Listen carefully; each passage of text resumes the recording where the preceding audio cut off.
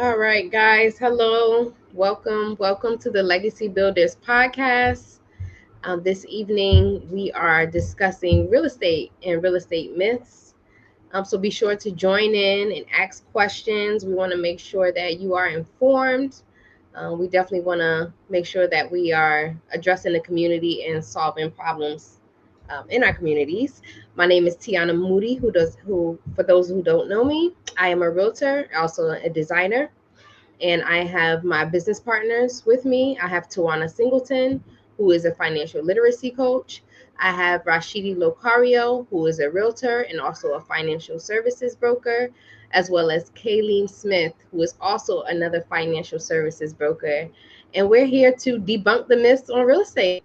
So let's get into it. Thank you for joining us this evening. Yeah, definitely.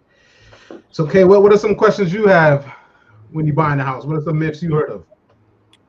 All right, so I feel like when it comes to purchasing a home, there's a lot of questions that you don't get answered until you're already in the process of purchasing a home, um, such as the inspection. How important is an inspection when it comes to purchasing a home? For I guess from both the buyer's standpoint and the seller standpoint. Yeah, I mean, inspection is important. Ultimately, at the end of the day, the inspection is going to tell you everything you're getting with the house.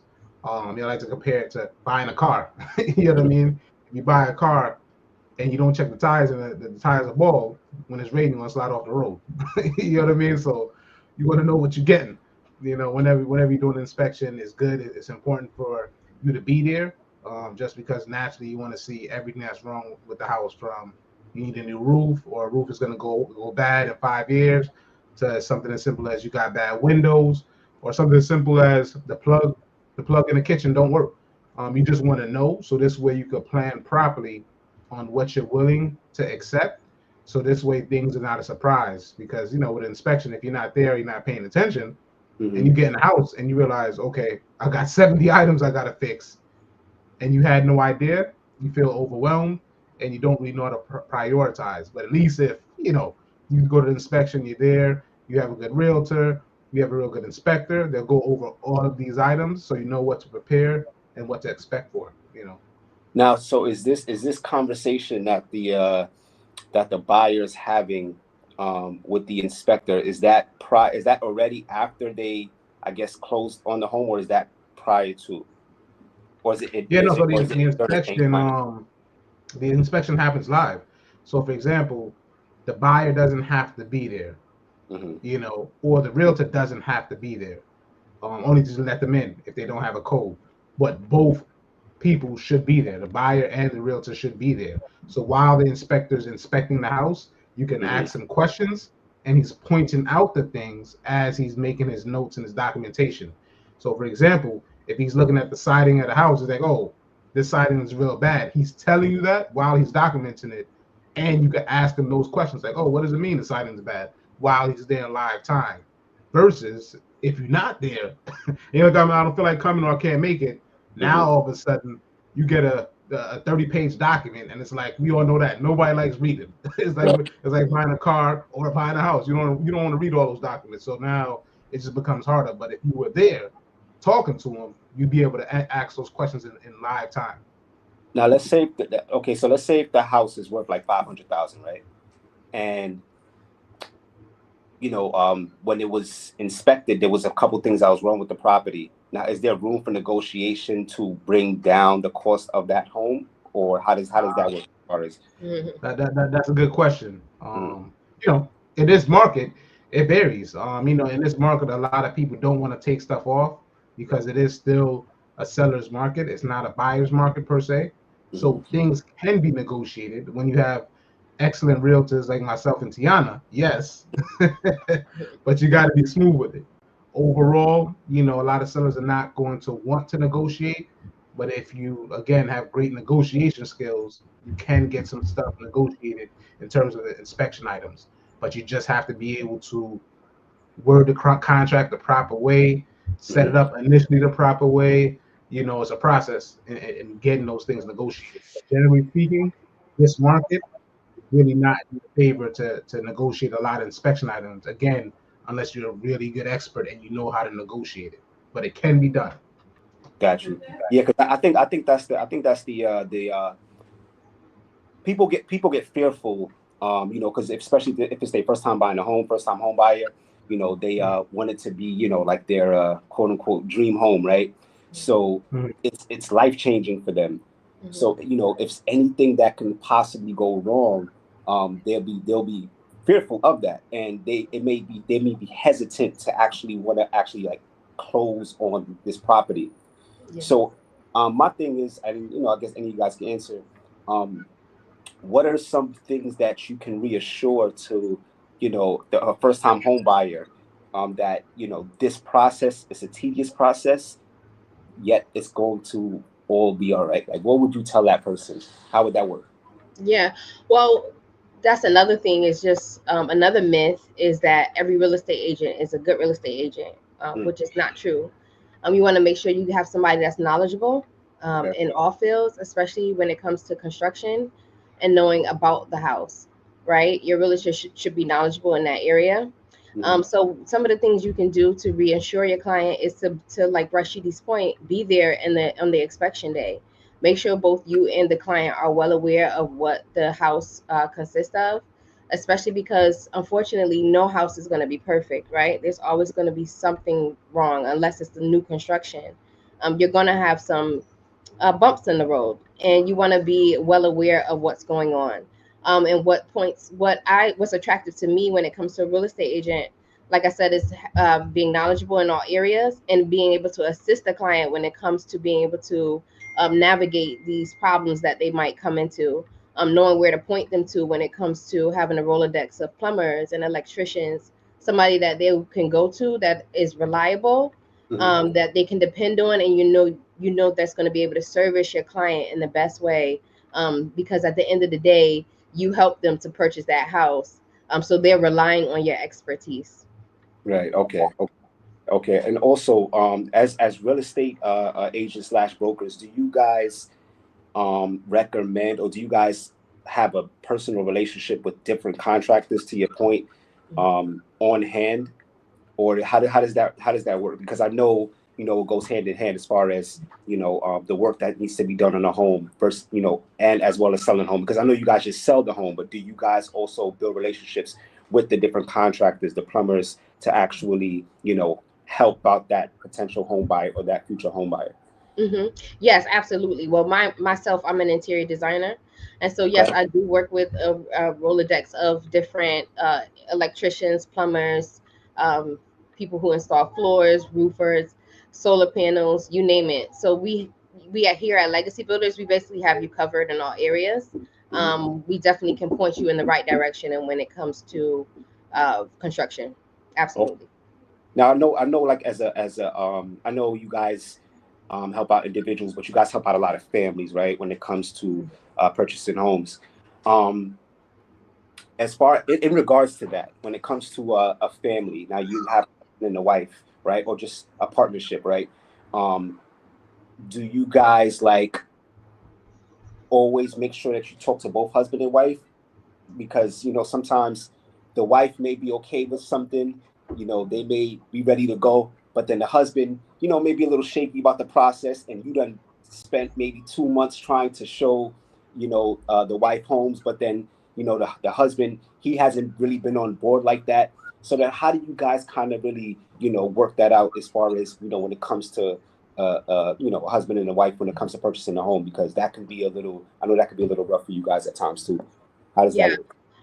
I would say when it comes to a husband and a wife, you always want to keep them both involved, Okay. because what happens is that can potentially ruin the deal if you're talking to the wife but not the husband, and then they go back and pillow talk, and it can change the whole situation. So you definitely want to keep them both involved.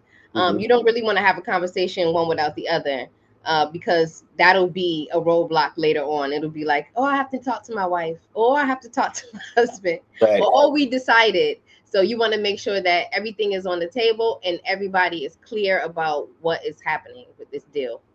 Got you. Yeah, And I definitely agree with that because it's crucial. You know, in fact, if it's a husband and wife or boyfriend and girlfriend, we don't move forward without both of them being on the same page. To Mm. Tiana's point, there's been many a times in the earlier days where we play that game and then we damn near at the closing table and like, oh, I want to back out because my wife didn't like the kitchen. Mm. You know, or the husband is just like, it's just too expensive, it's not worth it. You know, Right. so to Tiana's point though, we definitely have those conversations. And it's good to have those conversations because the truth is it's better that way because with a wife and husband, we can like cancel all the outside noise. What do I mean by that? A Mm. lot of times when someone's buying a house, they talk to everybody and their mama. You Mm. know, everybody that had a house want to put their opinion in on what to do with the house, what not to do. Don't buy the house, get this done. The realtor ain't doing a good job. It's so many outside influences that people get for guidance because a lot of times people don't know what the process is in buying a house, especially if you're a first-time home buyer. So Mhm. Mm. especially with couples, like we definitely level like, hey, listen, it's only you two. Listen to nobody else but you two and the advice from us as realtors. Yeah, I think that's pretty fair. I think that's pretty fair because when other people put their nose into it, now you just kind of everything that you guys done to get them to a certain point. One or two family members could have just ruined that whole thing based off of that conversation that they had with them at the side. So I know that could be that could be tough. That one could be tough. Now I know, like speaking of some of the requirements that comes along with the purchasing a home, right? I know credit is a big thing, right? Credit is huge. Now, what's the I guess the that mark that you have to hit to where you're that threshold to where you can get to where you can purchase a home? What's that number? What's that magic number? Yeah, I'll let Tawana take that one on. Go ahead, Steve. Hey, so the minimum is 620, and what most people have to realize that it's not your Vantage score. So people who check their Credit Karma or they go just based off of Experian, they have Mhm. to realize it's their FICO scores that they're looking at. And it's not just one of the scores. It has to be the second highest score that meets that minimum of 620. So that's a number one thing that most people have a misconception of. They see they credit karma score and it's like, oh, I'm in the 700s or I'm in 640. I meet it, but people don't realize that your Vantage score is actually higher than your FICO score. And there's multiple different FICO scores. So the main ones for mortgage is the FICO 5, 4, and 2. Okay, so there's three separate scores. That's what you're saying, and the middle Correct. score is the one that's being judged that they go off of. They measure that. Correct. Okay. Correct. So the 620 is the threshold to even qualifying to purchase a home. Yes. Okay. Okay. Now, another thing that I know comes up a lot is you know I want to wait. I want to wait to buy a home. I want to wait. I want to wait. I want to wait. Now, why is it? Why is now a good time, or now is always a good time to buy? Why should a person want to buy a home like now before the end of the year, or like what's the benefit to that person? I mean, what I like to say, I like to reference a Rocky movie, Uh-huh. what I mean, with Apollo Creed, and he's like, Rocky's like, I'm getting it together, and he's like, there is no tomorrow. Yeah. That's what I like to tell people, to be honest with you, because in life, you got to take advantage of the opportunity.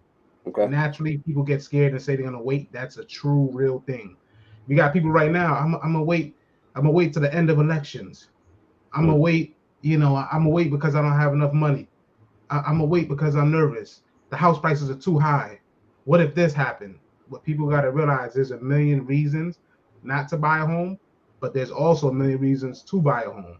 And Mhm. so why I tell people not to wait is because things happen in life. I mean, truth be told, you can, lose your job. You can, get demoted. I mean, it's so many things that could happen. Something comes up, an unexpected, life event. A parent or a loved one's getting hurt in the hospital. You got to take care of them. It's so many things that can throw you off. So when you're actually ready, you have to pull the trigger. And these things really do happen at the end of the day. Your company shuts down a plan, or shuts down, that company. Like, it's so many things that can go wrong throughout life. And let's be honest, things happen in life where you just get busy. You have kids, you're stressed out because the kids with school and all this type of stuff. Or, you decide to go to college. Now you're like, let me wait because I'm going to college. So many things that could distract you from getting a home. But when you have the opportunity, you want to do it, because we know in most cases, the value of homes just keep going up. Every 10, 15 years or so, the economy might crash a little bit, but even then, you still want to get a home, because guess why? Look at the people in 2008 when that first recession happened. In 2008, when that first recession happened, people say, I'm not buying houses. That's crazy. The market just crashed. Those people from 2008 is millionaires. I know people that bought 6, 7, 8 properties for $30,000, $40,000, $50,000 each, and those same properties is worth $250,000, $400,000, $500,000, $600,000. So it's always a good time to buy. And I ain't just saying that because I'm a realtor.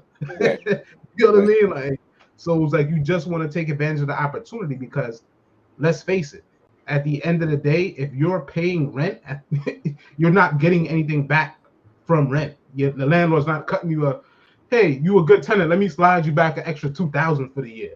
But guess what? If you have your own property, your condo or your home, you're getting a return on your investment. So at the end of the day, at minimum, no matter what's going on in the economy, you're getting a rate of return on your money. You're paying the house off.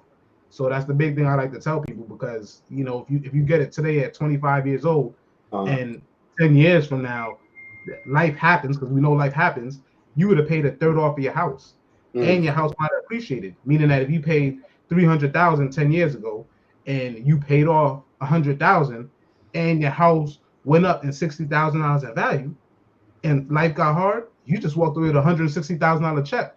But guess what? If you would have waited for all the other reasons, you just been paying more rent. That's what I like to tell. And I noticed you just said that the house went up $60,000 in value. Now that's important, because the person who's paying rent, they're not getting anything back, right? Like you just said, the house just went up in value. So then implying that it's an asset. It appreciates throughout the course of time. Now, correct. But the person who doesn't know how that works, as far as I believe it's equity, right? That's concerned. Correct. That's how. So how does the whole equity line of credit work when it comes to having a home? Oh yeah, you're throwing in some deep questions there, Kay. It's too much. It's too much. We don't want to give them too much sauce, do we? Huh? Now, equity is good. To your point, and to keep it simple for people, equity is the cash value that you built up in your house over time. Okay.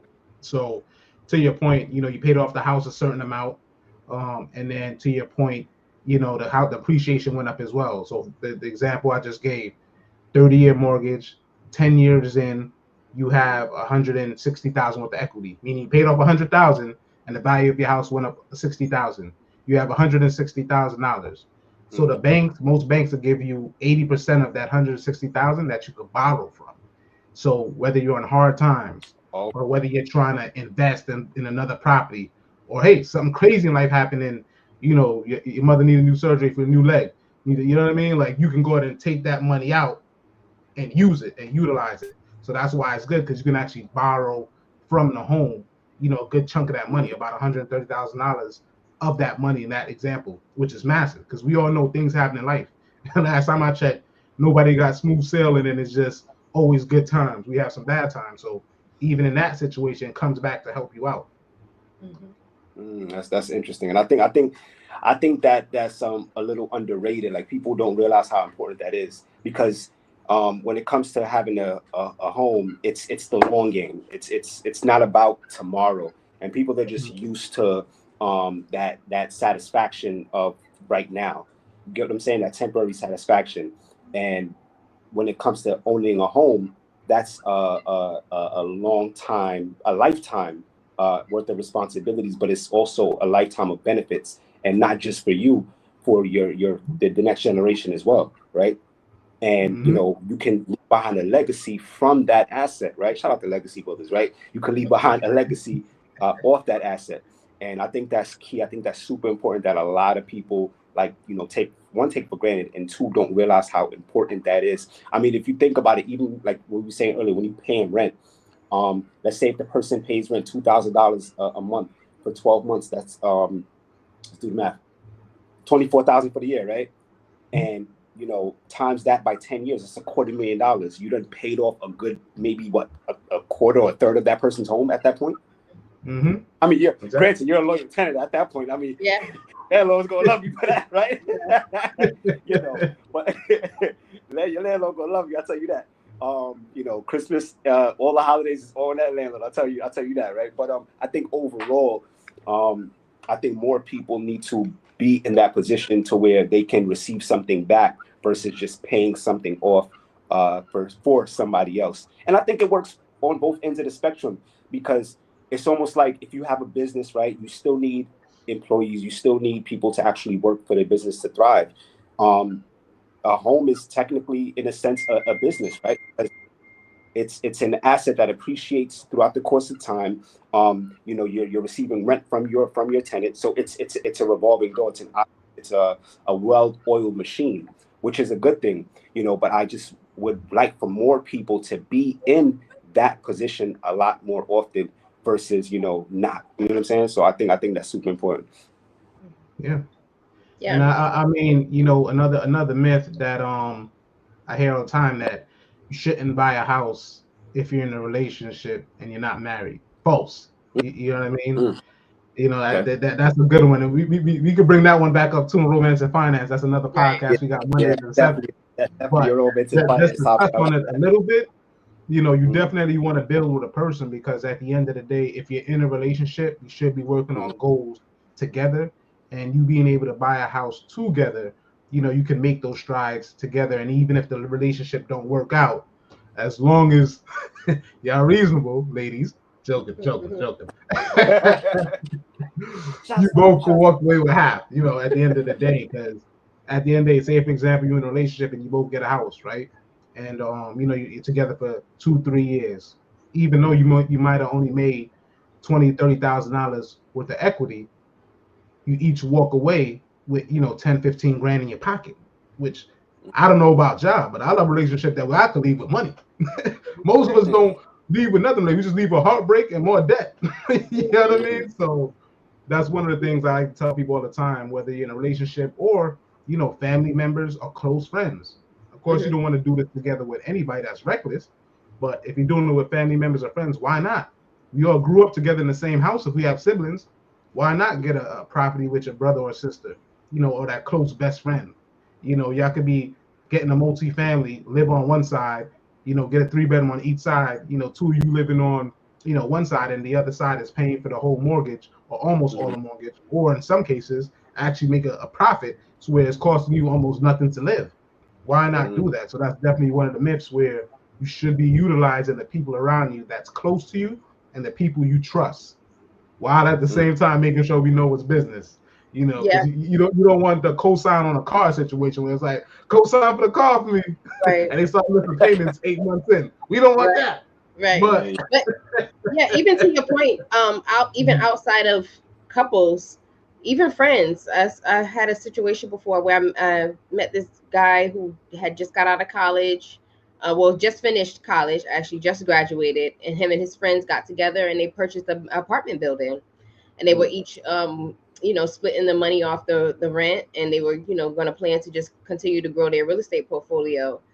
So that's a real thing. Definitely putting your head together with like-minded people who will have the same vision and goals as you can really take you further along. Because with more people, you can be able to purchase larger size properties and land and commercial space. Yeah. That's actually a great idea. I had one last question in regards to what determines the monthly mortgage? Like, what factors in? Is it, you know, your, what is it, the credit score, or how does that work as far as, you know, the how does one determine what they're going to be paying on a monthly basis for their mortgage? Well, with technology, first, it's super easy these days. You can Google mortgage calculator and find out your exact mortgage, what it's going to be. But to answer your question, Kay, it's going to be based off of your credit, because the higher your credit score is, the better the interest rate is. You know what I mean? So the bank give you a better rate. You know, so credit is a factor. Also taxes is a factor. You know, you buy a house, you know, say, you know, in the Hartford County in Connecticut, you know, the house taxes might be $6,000 a year. So that's part of your Okay. mortgage. You know, that makes up your mortgage. You know, so So that six so grand divided by 12. Hmm? my bad. So that right. Okay. So the annual property tax. You talking about the property tax Correct. as well. Hmm. So that annual Yeah. property tax gets factored into the monthly mortgage every month. Yep. Yep. Got you. Okay. That's Okay. included. It's all one payment, but that's Right. the breakdown. The tax is Got you. right there. You know, the also thing that goes in there is the house insurance. You know, you got to pay to cover the house.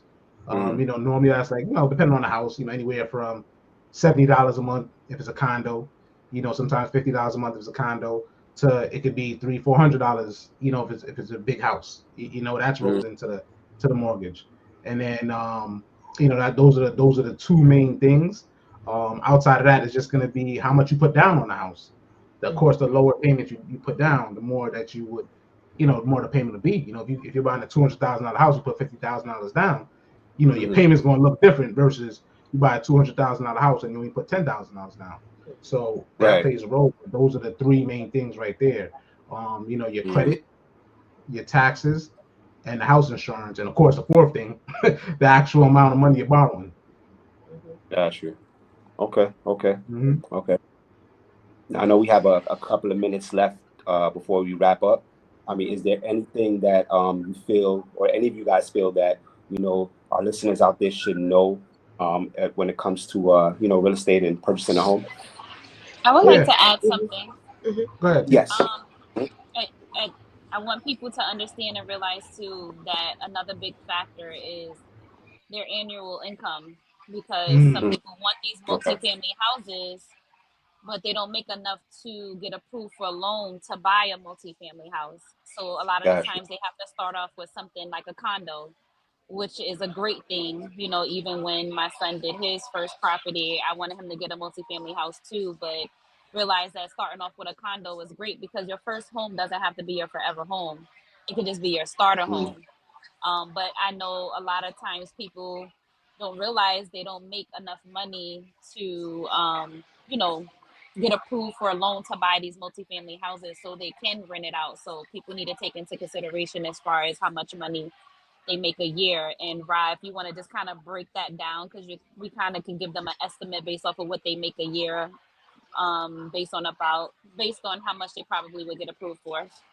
yeah, so I'll touch on that. And that was a great point, though. That was a great point, though, because income is a massive one. I don't know how I forgot that.